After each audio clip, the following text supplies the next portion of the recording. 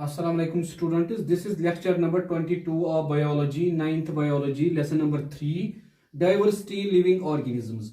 In this lecture, we will discuss about another important topic, that is Whittaker's 5 kingdom classification. तो बेटा ये हमारा lecture number 22 है ninth biology में। Lesson number 3 हम डिस्कस कर रहे हैं डाइवर्सिटी इन लिविंग ऑर्गेनिजम्स, और आज का हमारा टॉपिक है बेटा व्हाइटेकर्स 5 किंगडम क्लासिफिकेशन। हमने ऑलरेडी इंट्रोडक्शन दिया था। जब हमने क्लासिफिकेशन का इंट्रोडक्शन दिया था, हमने कहा था पहले 1 किंगडम किसने दिया है, 2 किंगडम किसने दिया है, 3 किंगडम किसने दिया है, 4 किंगडम किसने दिया है और 5 किंगडम किसने दिया था। हमने उस टाइम कहा था WH व्हाइटेकर ने दिया था 5 किंगडम सिस्टम 1969 में। मगर बेटा मैंने आपको उसी टाइम कहा था 2 क्लासिफिकेशंस हमारे सिलेबस में है, 2 किंगडम एंड 5 किंगडम। 2 किंगडम हमने ऑलरेडी डिस्कस की है, आज हमें डिस्कस करनी है 5 किंगडम क्लासिफिकेशन। अगर आपको याद होगा, मैंने आपको कहा था 2 किंगडम क्लासिफिकेशन की एक खामी थी। एक तो उसने बहुत सारे कम कैरेक्टर्स लिए थे क्लासिफिकेशन के लिए, दूसरा उसने न प्रोक्योरेटिक को अलग किया था न इक्योरेटिक्स को अलग किया था, तीसरा वो क्लासिफिकेशन जो थी उसमें सारे लिविंग ऑर्गेनिजम्स अच्छी तरह से क्लासिफाई नहीं हो रहे थे। इसीलिए फिर हमने देखा 3 किंगडम आया और एक किंगडम ऐड हुआ, 4 किंगडम आया और एक किंगडम ऐड हुआ, उसके बाद आया 5 किंगडम जिसमें 5 किंगडम्स ऐड हुए जिन्होंने क्लासिफिकेशन को बहुत अच्छी तरह से एक्सप्लेन किया। इसीलिए बेटा हम कहते हैं this is a natural classification. ये नेचुरल क्लासिफिकेशन है। अगर आपको क्वेश्चन पूछेगा कोई what is natural classification, natural classification का मतलब है वो क्लासिफिकेशन जिसमें हम सारे चीजों को मद्देनजर रखते हैं, जिसमें हम सारी चीजों को कंसिडर करते हैं। मिसाल के तौर पर जब WH व्हाइटेकर ने स्टार्ट किया 5 किंगडम क्लासिफिकेशन इंट्रोड्यूस करना, उसने बेटा किस किस चीज को लिया? उसने लिया सबसे पहले जो क्राइटेरिया उसने बनाया, उसने लिया सेल टाइप। सेल जो है ये यूनिसेल्यूलर है, ये मल्टी सेल्यूलर है। उसके बाद प्रेजेंस और एब्सेंस ऑफ न्यूक्लियर। सेल जो है क्या ये प्रोक्योरेटिक है, क्या ये इक्योरेटिक है। उसके बाद बेटा सेल वॉल, क्या सेल में सेल वॉल प्रेजेंट है या नहीं प्रेजेंट है।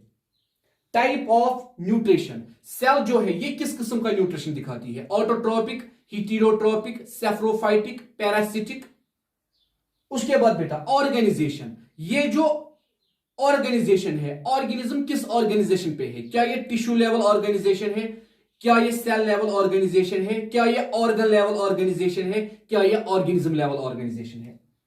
उसके बाद बेटा phylogenetic relationship, what is the relationship between different groups of living organisms, या what is the relationship between ancient organisms and primitive organisms, या what is the relationship between new organisms and previous organisms, and reproduction, या बेटा reproduction का तरीका कौन सा है, asexual दिखाते हैं या sexual दिखाते हैं। This form of kingdom classification includes 5 kingdoms, और बेटा नामी है 5 kingdom। इस क्लासिफिकेशन में इन्होंने 5 किंगडम बनाए। कौन कौन सा बेटा, मोनीरा, प्रोटिस्टा, फंगाई, प्लांटिया एंड एनिमिलिया।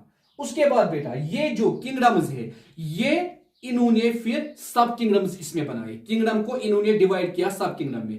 अगर आपको याद होगा बेटा पिछले लेक्चर्स में हमने पढ़ा था क्लासिफिकेशन में हायरार्की, जिसमें हमने कहा था अगर हम नीचे से आएंगे, पहले आएगा स्पीशीज, उसके बाद आएगा जीनस, जीनस के बाद आएगी फैमिली, फैमिली के बाद आएगा ऑर्डर, ऑर्डर के बाद क्लास, क्लास के बाद फाइलम और फाइलम के बाद किंगडम।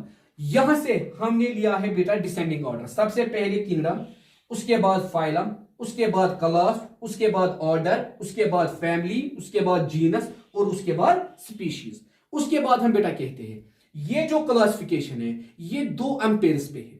इस क्लासिफिकेशन में हमने 2 एम्पेयर्स को कंबाइन किया है। ठीक है बेटा, यहां हम देखते हैं life, life means living organisms. 2 ampere हमने कौन बनाया है, एम्पायर प्रोक्योरोटा एंड एम्पायर इक्योरोटा। कौन से ऐसे ऑर्गेनिजम्स है जो प्रोक्योरोटस है, कौन से ऐसे ऑर्गेनिजम्स है जो इक्योरोटस है। यहां हमने प्रोक्योरोटिक में किसको रखा है, खाली एक किंगडम को, वो है बेटा किंगडम मोनीरा।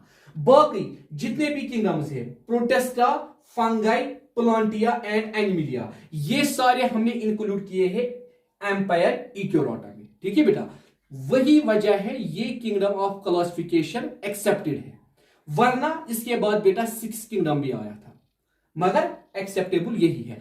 अब बेटा आने वाले लेक्चर्स में हमें डिसाइड करना है, हमें डिस्कस करना है ये 5 किंगडम्स। मुनीरा अलग से पढ़ना है, प्रोटिस्टा अलग से पढ़ना है, फंगाई अलग से पढ़ना है, प्लांटिया अलग से पढ़ना है, एनिमिलिया अलग से पढ़ना है। इन ग्रुप्स के कैरेक्टर्स क्या है और किस बेसिस पे हम इनको रिकॉग्नाइज करते हैं और हर किसी ग्रुप में हम किन ऑर्गेनिजम्स को इंक्लूड करते हैं, तो बेटा वो हम आने वाले लेक्चर्स में डिस्कस करेंगे। ठीक है बेटा, आज के लिए इतना काफी है। थैंक यू बेटा।